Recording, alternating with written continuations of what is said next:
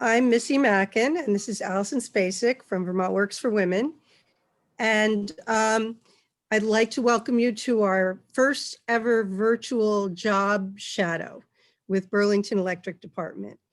I would like to introduce some of our attendees to you folks at BED. Shaylin Keenan is our Youth Programs Manager at Vermont Works for Women. And Mark Kenny and Laura Velastro are job employment specialists with Weber and CWS, and they work with folks who are job hunting. So welcome, nice to have you here. Oh, and there's Lori Valburn from Vermont Agency of Transportation. Hi. Hi, everyone. Thanks for joining.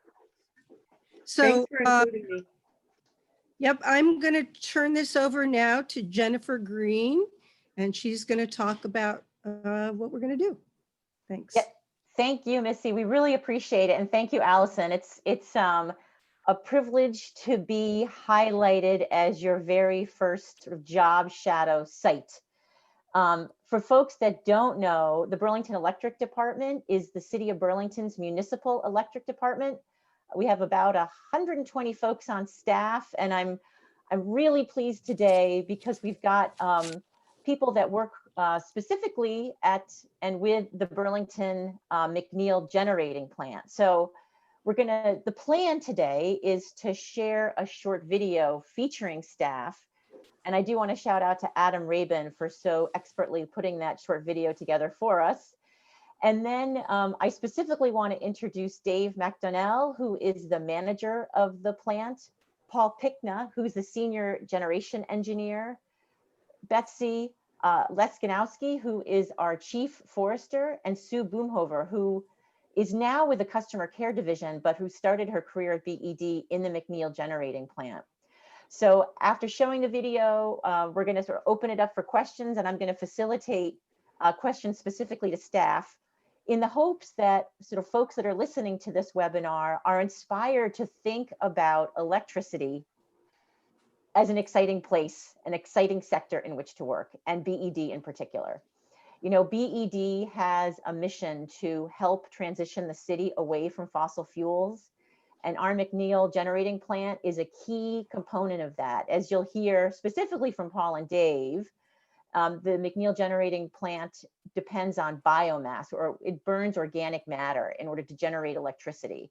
Using the McNeil Generating Plant is a key and sort of fundamental piece of our work to transition the city away from fossil fuels. So I want to sort of shout out to the staff at McNeil because of the important role that they play in our transition to net zero energy, and really encourage sort of Vermont Works for Women sort of colleagues and constituents to think about BED when they're thinking about employment and employment opportunities and what's possible. So we have a really nice range of staff who can talk about their work.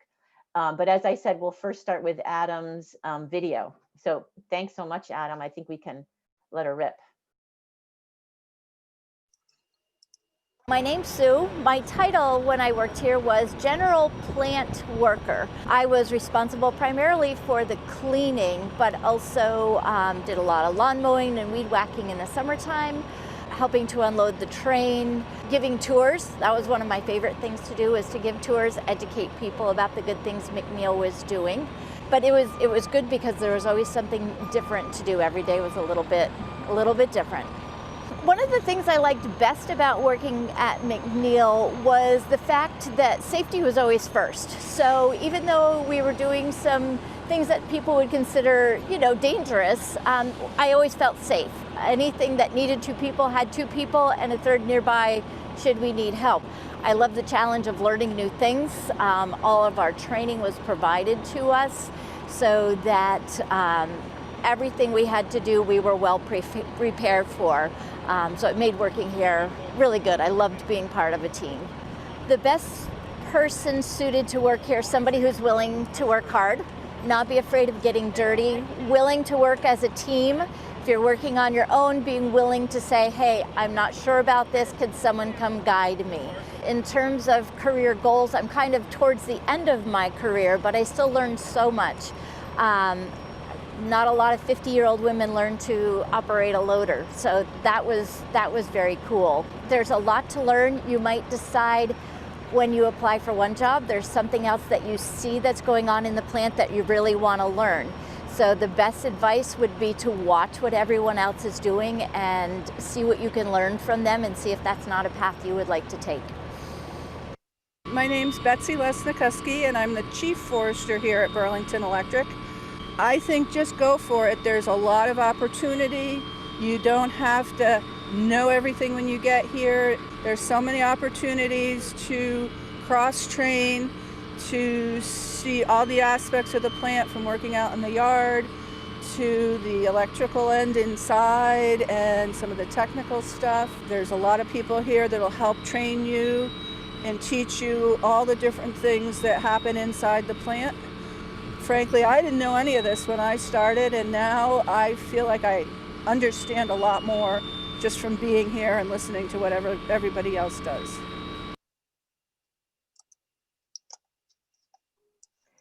Great. Thank you so much, Adam, for putting that together.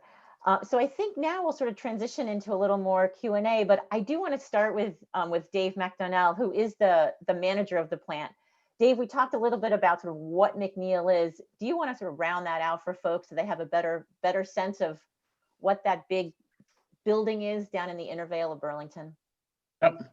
My name is Dave McNeil. I'm the Director of Generation for Burlington Electric.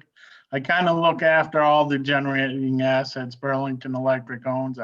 We do own Winooski 1.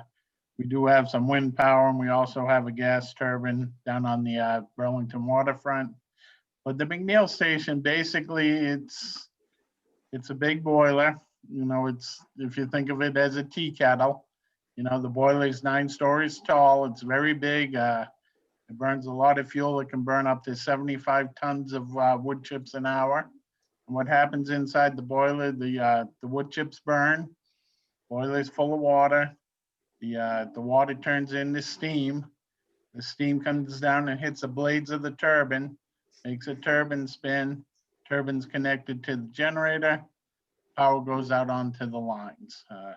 You know, it's a simple process which has a lot of detail to it. There's a lot of other things that it involves, but that's the basic gist of the whole plan. Make steam. Steam hits the blades of a turbine. Power goes out on the lines. To operate the plant, it only takes 4 people. Shift supervisor sits in a control room. There's a station operator that walks around the plant, takes local readings, does different valving, things like that. There's a person that handles the ash. You know, like I said, we're burning 75 tons of wood an hour, which does generate ash. And we have a person in the yard that feeds the wood into the plant. I do want to mention the ash. The ash is sold as an organic fertilizer. It's put back on farmers' fields. You know, I think what we do at the plant is very important. So that's kind of the gist on the operation of the McNeil plant.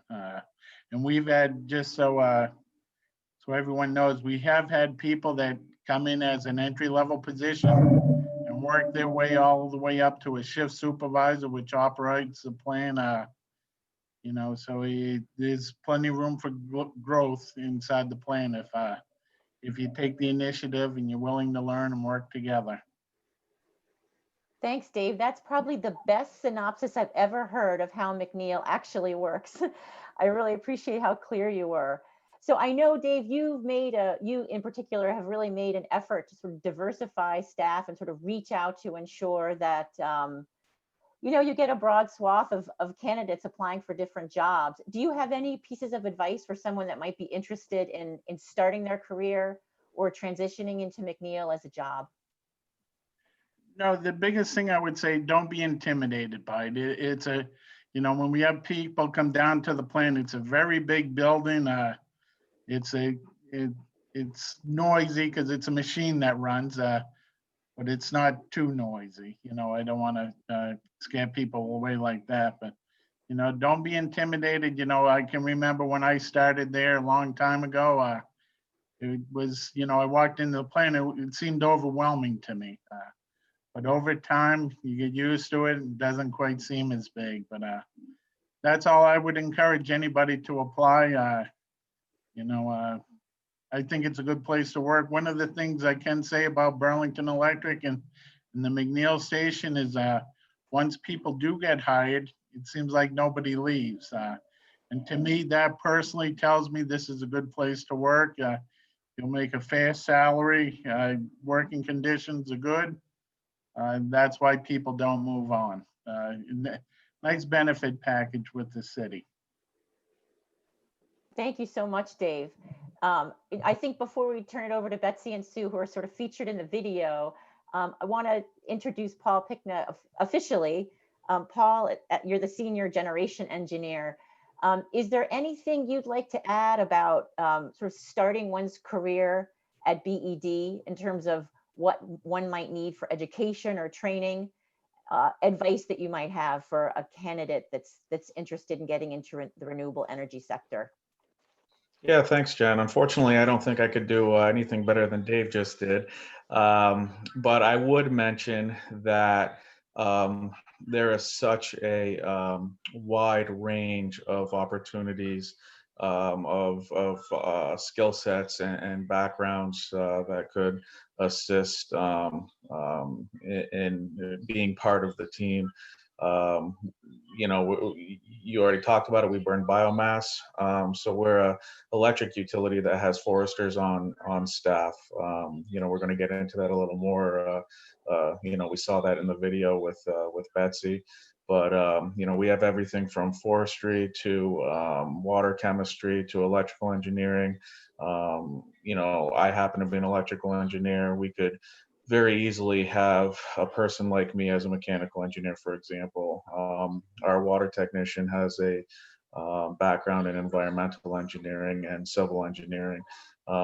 We have mechanics, we have electricians, pretty much any trade, any professional skill set that one could think of. Maybe not any, but you get the point. There is a wide range of skill sets that we take advantage of at McNeil Generating Station. Thanks, Paul. That's a great synopsis of all, you know, sort of a breadth of all the different jobs that are at McNeil, which you wouldn't normally think about when you're sort of staring at the building from outside that fence. So you had mentioned being an engineer. Can you just quickly talk about your educational path and when you came to BED and why? Yeah, it's not very romantic. I went to college out of high school. I wanted to be an electrical engineer, thinking that I would work at IBM, thinking that I wanted to stay in Vermont. As it turns out, I went from microelectronics to macroelectronics. I don't even think that's a such thing, but I'm a big power person now.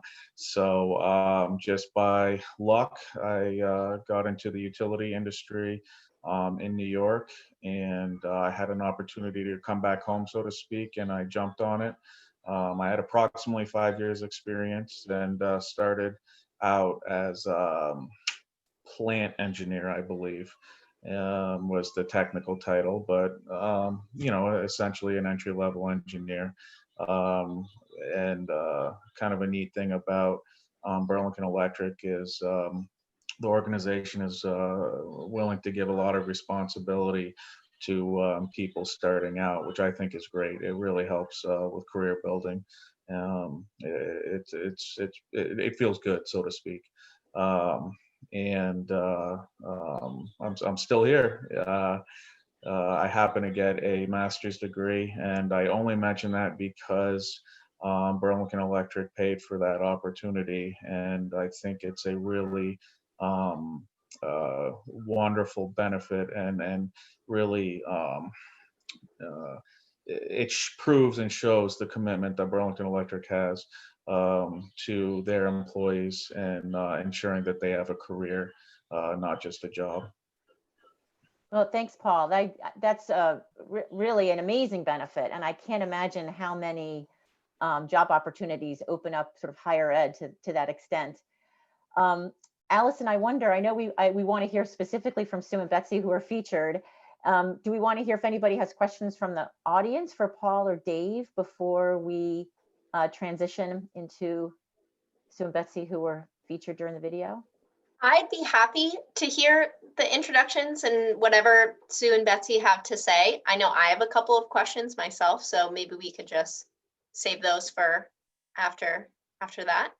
Okay, sounds like a plan. So Sue, you were the first person featured in the video, and I think your path is really interesting because you talked about starting at BED sort of later in your career, and now you're in a whole new position. So I wonder, can you talk a little bit about sort of how you got into BED to start, what you did more specifically at McNeil, and then sort of where you're sitting now? It doesn't look like you're in a biomass plant right now. I'm definitely not. I really wish I'd been able to start at McNeil earlier in my life. I didn't start working there until I was 47. I think it was, like Dave said, don't be intimidated, because I let him down with that. I was afraid of the loader. It was really cool to be in it and to drive it and to learn about it, but going up on those piles in that loader wasn't something for me. Had I been able to be there sooner in my life, you know, even 37 or 30, I don't think I would have been as intimidated. And that's something that you really shouldn't do, because all those opportunities are there. I had a little bit of background working in the school systems before I came to BED. So I had a little electrical, I had a little plumbing, you know, all those basic kind of fundamentals. It was a great opportunity for me. Dave gave me a great chance to be hired at BED, and I learned so much. It is a great place to learn. And like I said in the little interview, watch other people and see what they're doing, because there's so much opportunity there for you to just pick up on those opportunities. And like Paul said, a lot of the training is paid for, is, you know, just handed to you. You know, you need to know how to be in a confined space safely. That is the training that you do. Even everything right down to basic first aid every year before the outage, as a safety reminder to all of us. We have that training every March before. Well, this year it was different because of COVID, but usually in March that training comes around, so that everybody has that safety, you know, present in their mind as we're doing these bigger, you know, maintenance kinds of things during that time. But just opportunity to learn all kinds of things down there. I was taking chemical deliveries just before I left. Great opportunity. Your body does get old after a while, unfortunately. And, you know, I did transition down here to Pine Street, where now I'm doing customer care, answering the phones. My work at McNeil has come in to a big role in the job that I do now. It's so nice when customers have a question to know the answers about what goes on at McNeil, what goes into picking up the wood in the waste wood yard that people are able to bring in. So everything just transitions in. It's, you know, working at McNeil has definitely made this job. I'm much more rounded to just start out in this phase of my career having that background. So don't be afraid to move on when you do start something new either. It was very frightening for me to come and sit at a desk, I have to tell you, was not in my wheelhouse at all. I like to be moving, I like to be going, I like to be doing anything, something different every day. So it was a very big challenge, but I did it. It's working out. So, you know, lots and lots of opportunity at Burlington Electric. Well, so much good advice, Sue. And I really appreciate how you've emphasized sort of training and safety. That came up in the video as well. I think I didn't realize that you had moved from sort of the education realm into energy. You talked about sort of having a background, or you didn't say dabbled. You said you'd had some experience in plumbing and electrical. Can you talk a little bit about that and where you gained that experience? Yeah, working in the schools. I worked initially with kiddos in the school, and that gets very tiring on your brain after a while. You know, I worked with a behavior interventionist, and those kids have a lot of challenges, and it was great to work through there. I met one of those kiddos at a different school's high school graduation. All of a sudden I get this tap on my shoulder. I turn around and I have to look up at this young man. He gives me a great big hug. And he just said to me, he said, "You have no idea what a difference you made in my life." But that took a turn. You know, I needed to separate myself from those kids. I was taking them home with me. And so I got into the maintenance side of the school, and I was, you know, changing ballast and lights and running wire, changing outlets and light switches, you know, replacing, you know, parts on water fountains and faucets and sinks and things like that, building lockers, stripping floors, doing all these different maintenance things.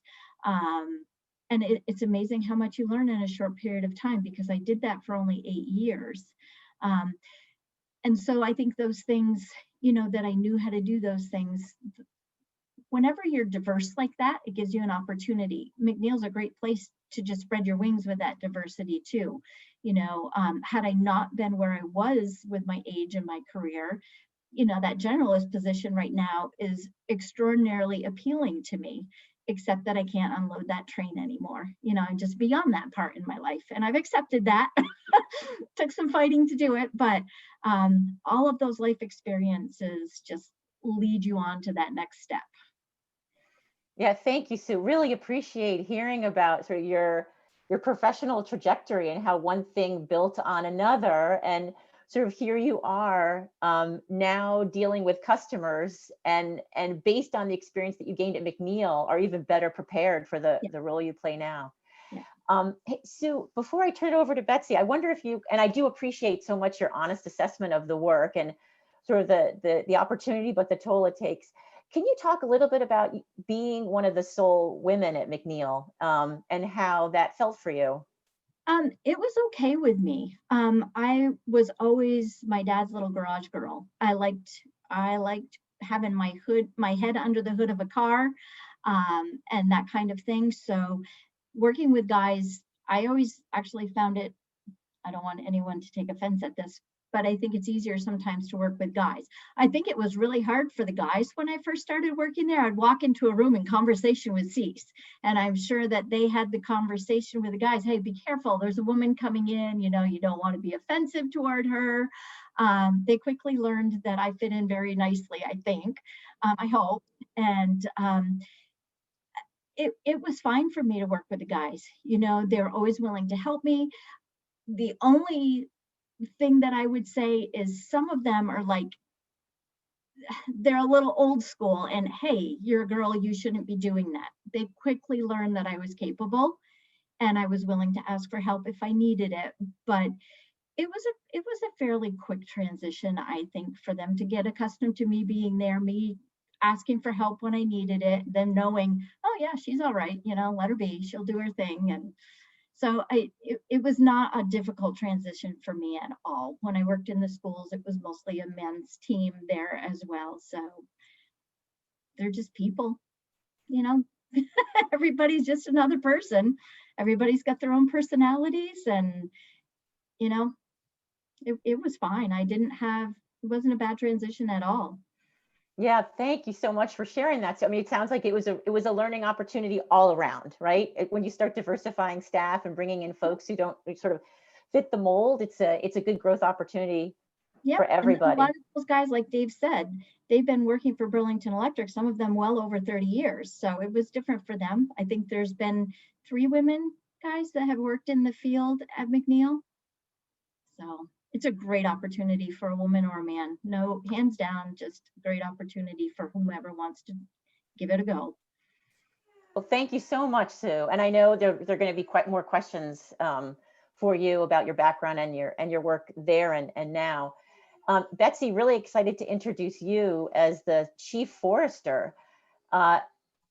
We'd love to hear some more about sort of your experience as forester, what you've had to do educationally to bring you to this position in your career, and any advice you might have for women or men who are interested in joining McNeil. Sure. our role in the forestry end of things is to make sure that the wood that is burned has been sustainably harvested. We have a staff of 4 foresters on site that start out doing harvest planning, getting the plans approved by the state wildlife biologists, and then following through on the harvest to be sure the plans are being made and the wood is being cut correctly and the environmental erosion control and things like that are in place. So we're in the field all the time. We do have to be in the office to do some paperwork and some billing, but most of the time we're out in the field watching harvesting jobs, making sure they're being done appropriately. It is a professional position, so you do need a 4-year degree from a Society of American Foresters accredited school. However, there's several pathways to getting there. And I would encourage anybody that is really interested in this not to be intimidated by the fact you need to have this 4-year degree to get there. Because you can start through the high school tech programs. Several of the local high schools have excellent forestry tech programs. And you can transition from those right to a 4-year school or to a 2-year tech program. There's one at VTC there that will lead you from that straight to UVM. There's Paul Smith's in the Adirondacks that has a 2-year program that can lead you from there into a 4-year degree. So there's a lot of steps you can take. You don't have to take the SATs and go straight to a 4-year program. Vermont does have licensing for foresters. So after you do graduate and have some experience, you must get a license, which is not that difficult to get. And there's a lot of help on all the different ends. Because we have licensing, we have to have, sorry about my phone in the background. We do have to have continuing education credits to maintain our licenses, and BED has been excellent in supporting us there, letting us go to conferences, workshops, paying for those, paying for us to be in professional organizations so that we can continue our education and maintain contacts throughout the state and regionally. I'm actually a board member for the Empire State Forest Products Association in New York, because we do get wood from New York. And BD's been very supportive of that, letting us have connections even outside of Vermont. So that's been excellent. Thank you so much, Betsy. And I always sort of speak with pride about you and your job. I don't know how many utilities have foresters, much less sort of women foresters at the helm. So really appreciate that. Well, we are unique in Vermont that the McNeil Station, and there's also another wood-fired plant in Reigate, have foresters. That's very unusual for any, even other wood-fired plants. It's very unusual to have a forestry staff. So that makes us unique.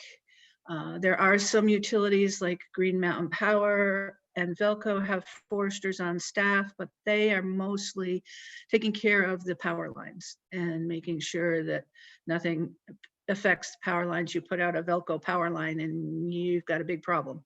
So those foresters are maintaining lines, maintaining right-of-ways, making sure that nothing will take down those lines. They are certified licensed foresters, but they don't have as much variety in their position as we do here. So Betsy, I think a lot of people don't sort of think about forestry and electricity or energy sort of in the same sentence. I'm curious, if you were not a BED, sort of what might one do with a forestry degree? Somebody say graduating with or associated with the Vermont Works for Women. What else might a woman do with a forestry degree beyond sort of BED and utility work? There's a lot of work doing forest management plans. Most states, Vermont has the use value appraisal program. Most states have a similar program where you need to collect data in the field as to what's growing and then develop a plan for the future. So how you're going to get to your future conditions. You have to, a lot of field work, measuring trees, planning about what should be harvested and what the future stand would look like. There's a lot of consultants in Vermont that develop those plans, and they're always looking for help, particularly in the field season. I can't tell you how many of them contact us saying, do you know any young foresters, any young graduates that need experience? There is not a lot of industrial forestry in Vermont, but there are places outside that I know particularly my son went through the whole Paul Smith thing as a 2-year tech, got a 4-year degree. He works for a land management company in Maine. And there's, if you're willing to travel out of state, there's some bigger companies in Maine and New Hampshire that hire foresters, and in New York. So there's a variety of positions you can get. Well, thanks, Betsy. And I think, yeah, I mean, you're really clear about sort of what you do at BED in that unique role, but then sort of what one can do if one doesn't find oneself in the utility realm for if one's interested in forestry and applying that skill elsewhere. I wonder, before we sort of open it up for questions, and maybe Allison sort of facilitates any conversations in the chat, if there's anything you want to add about your work at BED that wasn't covered in the video that you think would be important for folks to hear. Well, I think one of the best things about there is the city and BED's commitment to 100% renewability. And they're very supportive of that. And of course, the wood and forestry is a huge piece of that. And so we get a lot of support and a lot of help that way. I think that's an amazing commitment from both Burlington Electric and the city. Thank you, Betsy. I guess at this point, maybe we open it up for questions, knowing, of course, that Allison had a couple. Allison, do you want to go ahead? I'm just pretty fascinated by biomass and the McNeil plant. I live in Winnebago. I spend a lot of time down at the Intervale, and I have a couple of curious questions. Maybe they're better for David, but I'm just wondering how much of the electricity that Burlington uses is supplied by the McNeil plant. And then I'm also just curious how many people actually work at the plant itself. For the how many people work at the plant, there's about 33, sometimes we're up to 35. Basically, we generate, we're not in the distribution that comes out of Pine Street, but I believe that the McNeil plant could feed the city of Burlington. Burlington isolated itself and became an island. That's fascinating. If I can answer your question more, your first question, we usually say about 35% of the city's power comes from the generation at McNeil. Is that correct, David? I'm not sure completely, because like I said, we're down at McNeil, we're in production of electricity. That's true, yeah. Then it gets into distribution side. I don't know the city load factor off the top. It's about 45%. Oh, 45%. Really? Okay. Yep. It's, engineers love to round, so we often just say 50%, but it's between 40 and 45% in reality. It is a bit of a difficult question to answer fully. There's believe it or not, there's a whole nother career in the utility industry for stuff like this. So the city is also responsible to bid for load. We have generation, and there's also something called capacity. So to further complicate things, we're a 50 megawatt biomass plant that's joint owned. So Burlington Electric only owns about 25 of those megawatts, and that's instantaneous. So our capacity factors between 65 and 75% on an annual basis. So, we have forced breakdowns and we have planned breakdowns. We're not going to run year round 24/7, though we wish we could. We try. So I can get further into it if you'd like, but It is quite a big question, but generally speaking, just plant versus average Burlington load, we can support Burlington. But remember, Burlington Electric only owns half of the power. Okay. Thank you. Yeah, thank you, Paul. Thanks, David. Oh, go ahead. I think you're going to say something, Allison. Oh, I was just going to open it up to anybody else who has any questions, maybe more directly related to, you know, what it's like working there or something like that. I have one just follow-up question first, which is who owns the rest of the power? Green Mountain Power owns 31%, and VESPA, Vermont Public Power Supply Authority, owns 19%. But it's Burlington Electric, City of Burlington, that's in charge of running and operating it. But we do answer to the joint owners. Every quarter, we have a joint owner meeting just to keep them up to date on what's happening at the plant. Great, thank you. I never knew that. I have a question for, not sure who, if any of you can specifically answer this, but when Sue was talking about starting on the job and somebody probably talked to the guys and said, you know, don't talk about the stuff that, you know. Do any of you know if Burlington Electric specifically prepared or prepares the male employees for a woman to come onto a crew?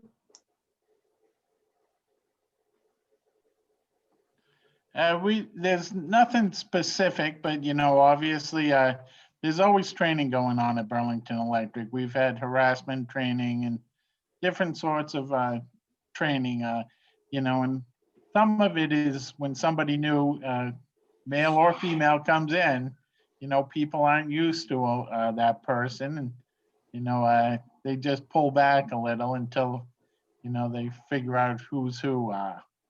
You know, but we are always in training. We always doing some sort of training. So.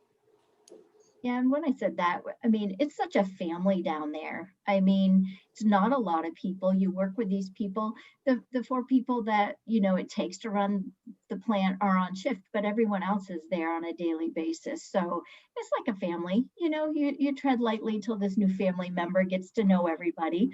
And so that's all. It's just, you know, that family kind of thing. Let's let this new family person get in here and get to know us a little bit before we just, you know, be 100% ourselves, because let's face it, everybody, you know, has a good time at work. That's the thing about being down there, is that it's a big family and everybody has a good time together and works hard together at the same time.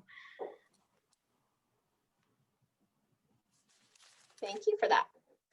I was also just wondering, Sue, maybe you touched on this a little bit, but just describe kind of what a typical day is like while working at the plant, maybe specifically to what position you had. Sure. So when I worked there, I was primarily responsible for that cleaning. There were days, you know, during outages where that cleaning didn't get done the way we wanted it to. But depending, you know, summertime, there's a lot of yard there. So a lot of weed whacking, a lot of lawn mowing, push mowing and riding mower. I also helped a lot covering the waste wood yard, which is where that clean wood has to come in. We needed to make sure there was no contaminants in that wood. Unloading crane, that depending on the time of year is, you know, very relevant to how long it takes to do that job. Wintertime takes longer because the wood chips don't want to freeze in there a little bit. What else did I do? Those chemical deliveries, those would be just pop-in kind of things, not an everyday kind of thing. Giving tours, I love to give tours. Dave did such a nice job. It's like, oh, it's a tour. I love doing that. Sometimes if there was work to be done, you'd have to be in a confined space or do a whole watch if there was someone else in there doing repairs, keeping track of that. Just trying to think what else there was. There was always something. Some days were a little bit different. You know, there were bigger things. If they would get a chunk, get in the reclaimer, you'd all hands on deck, everybody take a turn going out there, poking at that chunk so that the wood keep flowing up to the plants, keep the fire burning, things like that. Every day was a little bit different, but always interesting, always something to learn, changing oil and equipment, you know, always something different. Thank you. Is there, what are the shifts and is there overtime and is there ever required overtime? There's two types of employees that work at the plant. There's the shift workers, because the plant is 24/7. They work 12-hour shifts. They come in at 6 in the morning and they'll leave at 6 at night. And then the next crew comes in at 6 at night, works till 6 in the morning, and they'll rotate. You know, 1 week they're on days, 1 week they're on nights. The big advantage to being a shift worker is they'll have 8 days off in a row every month. They'll get done on a Tuesday and they won't have to come back till the following Thursday, because their week will be Sunday, Monday, Tuesday. And then the second week is Thursday, Friday, Saturday. So you can see how they get a long stretch of time off. And if you think of it as I'm a day worker. I work 5 days a week, 8 hours a day. So in 4 weeks, I'm down at the plant 20 days. A shift worker is only at the plant for 13 days. They do a longer day, but they do get a lot of time off. I originally was a shift worker, and the biggest thing I miss coming to straight days is my time off. The other workers that we have at the plant are what we call day workers. They work Monday through Friday. Most of them work 7 to 3:30. They'll get there at 7. We have a break from 9 to 9:15. We'll have lunch from 12 to 12:30. We'll have an afternoon break from 2 to 2:15, and then the day will end at 3:30. We do have some employees that they start a little bit early. They'll start at 6 in the morning and work till 2:30. Not everyone does that, but we do allow for some people to do that. Overtime, it strongly encourage people working. You know, if we don't have people to operate the plant's not going to run, and none of us will be there. You know, obviously, if there's a special occasion, you know, we understand that. You know, a wedding, a funeral, something like that. You know, in overtime, sometimes there's a lot of it. And then we go long stretches where there's none of it, you know, you know, most people realize, you know, the goal is to keep the plant running, and most people will make the commitment to work when asked. You know, like Sue says, we do an overhaul every year.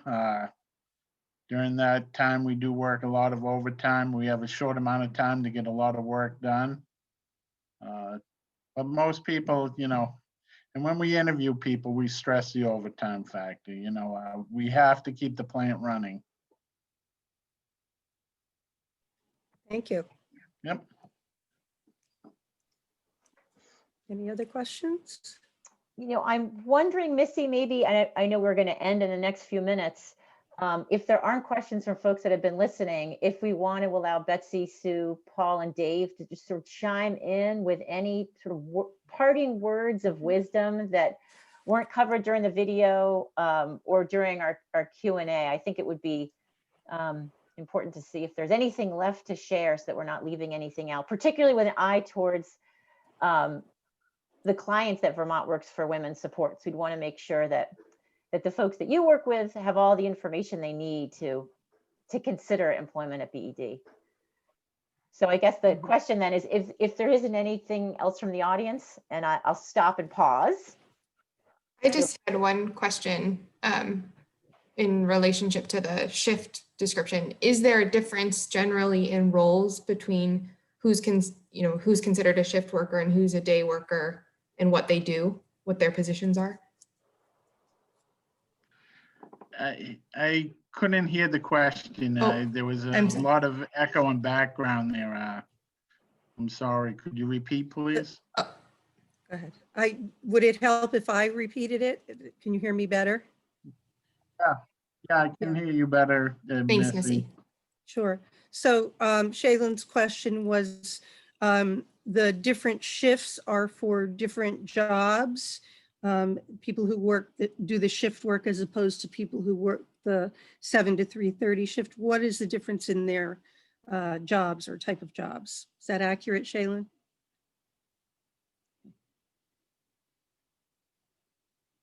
Yeah, the shift positions, the operating positions, they're required 24 hours a day, 7 days a week. There are, we have 4 different operating positions. Like I mentioned earlier, a shift supervisor sits in the control room, a station operator goes around the plant, takes readings, does valving, an ash handler, and a yard worker. Now, in those 4 positions, I'll have 4 or 5 people that can do that position. It takes 4 people basically to operate a plant 24/7. Some of the positions I do have an extra person. So, then the day workers, so-called day workers, electricians, instrumentation person, mechanics, obviously the office help, water treatment people, things like that. But if, a lot of people will come into the plant as a day worker and then they'll go to the shift positions. The reason people do go to shift positions is more overtime in that position. If a person is on vacation or a person calls out, we have to call somebody in to work the extra overtime compared to a day worker. If an electrician calls out or is on vacation, we'll just wait till the next day to perform the task that he was going to perform. But obviously, shift, you can make a lot more money.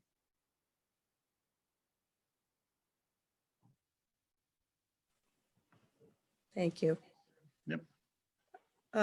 So yeah, I like Jennifer, I like your question. Last parting words of wisdom.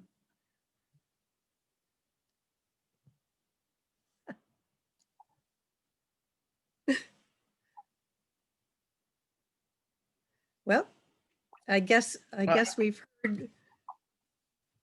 Well, Dave? I'll say one more thing about McNeil.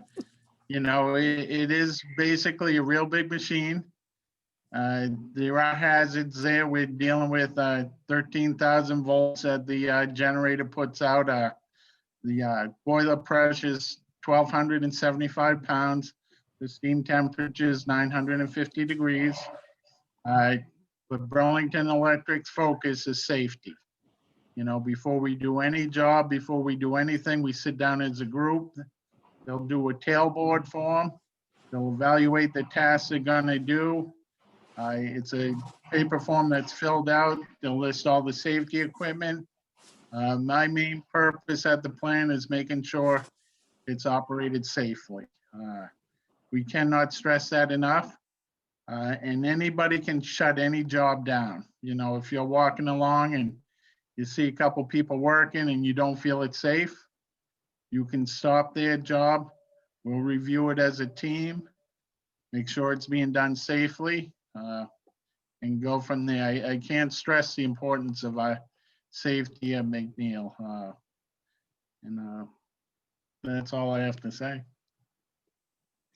I'll jump in too and just, I don't know if we have said it, all that safety equipment is provided by McNeil. Everything from the earplugs to the safety glasses, the hard hat, the gloves. And like Dave just said, there are places where you might say, oh, I'm not going to wear my gloves today, but it's a required. When you're unloading the train, trains are required, or gloves are required when unloading that train just to keep your hands safe. So it's not even an option at that point, but all that equipment is provided to you. All the training is provided to you. It's just such a cool place. I mean, I learned so much, and I do. When I went down to do the interview, I was like, oh, as soon as I got there, it's like, you don't even realize sometimes how much you miss something. It is a really, really awesome place to work. And like I said, it's like a family down there. There's only 30 something people, and it's like a family environment to work in with that focus on safety. So That's great. And if we have, I know Mark and Laura had to get off for another meeting, but if they have folks, or if we have folks interested in those positions, should we contact Paul, or who is the best person for us to kind of give a heads up to?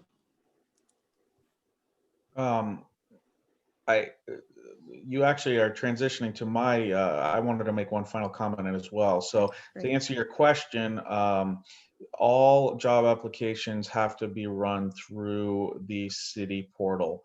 I wish I had the link memorized. I don't. I think it's, Jen, do you know? I think it's burlingtoncity.gov/HR maybe.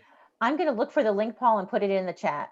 Okay, I apologize, but it's through our portal, and don't get me wrong, anybody can be contacted on this meeting for guidance. Lynn Reagan, our HR representative, is wonderful. She could be contacted for guidance, but as far as actual applications, it has to be done through a specific process. Again, guidance can be given by for sure. And to this point, I was just going to mention, it doesn't hurt to apply. We have minimum qualifications. The job descriptions outline those minimum qualifications, but there's a lot of stuff that, as Dave alluded to, maybe could be intimidating, but there's a lot of things that we will teach candidates to do. If minimum qualifications are met and there's interest in the position or the industry, I highly recommend applying. At least, what's the harm? It could lead to a further conversation that can lead to further opportunity. That link is also on our Vermont Works for Women's job board. We recently put it back up there. And I would like to say one more thing, it is, a lot of the jobs are union positions, and union members have first crack at them. So if you apply and you haven't heard anything, I would encourage you to get a hold of HR and ask them for an update. But also, if you don't get a job that's posted, keep looking, keep applying. The squeaky wheel, gets the grease. So don't, figure if we didn't look at you one time, that means we're not going to ever look at you. It could be internal things where an internal applicant got the job, and we didn't even consider anybody from the outside, should we say. So keep applying. That's all I can say. It'd be beneficial for you. So do you sponsor electrical apprentices? Or pipe fitting apprentices? Do you sponsor those? I'm not sure what you mean by sponsor. If you'd have to, whatever it says on the application for minimum qualifications, if you have it, we'll look at you. But we don't have any set, we're going to train you to, apprentice program, should we say. We don't have any set apprentice programs. Sure, okay. I know that my meager understanding of apprenticeships in Vermont, and Lori, maybe you can help me out with this, but for electrical and pipe fitting apprentices, they need to have a job first before they can get into that apprenticeship program. And then their employer would be their sort of sponsor. So that's for the reason I asked that question, but it probably is a more involved answer than, we can have right now. But thank you. Jennifer, I think this has been great. Well, Missy and Allison, we really appreciate the opportunity. It sounds like we'll be able to post this online, so the folks that couldn't join us today will have an opportunity to review the video again that Adam so beautifully put together for us, and to hear what Sue, Betsy, Dave, and Paul have to say about work at McNeil and BED more generally. And I think maybe just lastly, thanks to the BED folks that were with us today. And thank you, Vermont Works for Women, for allowing us to share some of our work with the wider world, and to allow us to participate as the first virtual tour participant. So thanks to Vermont Works for Women. Thank you. And you set the you all. bar so high. We have a great format now. Well, I want to thank you as well for letting me sit in on this. And Allison took the words right out of my mouth. You've all done a terrific job. Kudos to all of you for setting the bar so high to launch this series, and given me some great ideas about how we can potentially do a similar type of presentation. But you managed through having the video as well as all of your speakers really convey not just the nuts and bolts of the job, but the culture, the process, and everything else. So kudos to all of you and good luck. Thanks, Lori. Yeah. I guess we're going to say Okay. goodbye then. Yeah.